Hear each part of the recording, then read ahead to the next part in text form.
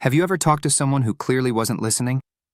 You're pouring out your heart and they're just nodding like a bobblehead until they hit you with that classic, "Wait, what did you say?" Yeah, we've all been there. Now imagine God trying to talk to us the same way. That's basically Proverbs 20:12 in action. The hearing ear and the seeing eye, the Lord has made them both. Sounds simple, right? Ears hear, eyes see, end of story. Except, what if that's not what Solomon meant at all? Here's the common misunderstanding. We think this verse is just about biology, like God's giving himself a little creative credit. Yep, those eyeballs, my design, you're welcome. But this isn't anatomy class. It's spiritual diagnostics. Solomon's saying your ability to perceive truth, to actually hear God's word and see his hand at work, is a divine gift. And here's the kicker. Most of us aren't using it. We hear noise, not direction.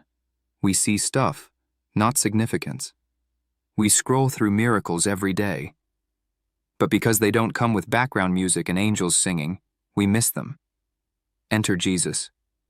Because sin didn't just mess up our morals, it messed up our senses.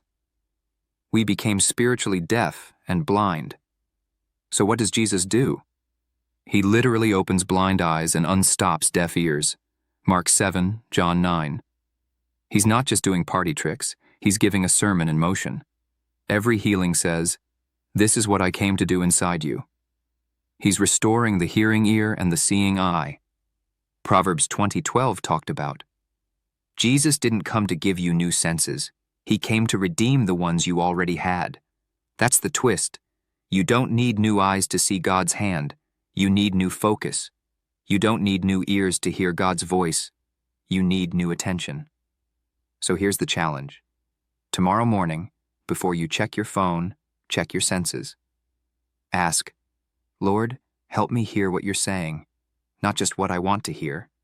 And open my eyes to what you're doing, even in the small stuff. Because spiritual growth doesn't happen by accident. It happens by attention. And if you're wondering where you stand in that process, take the spiritual growth quiz linked below. It'll show you if your spiritual eyes and ears are still in airplane mode, or if you're finally connected to the source. So, are you hearing God's voice and seeing his hand? Or are you still nodding at heaven like a bobblehead?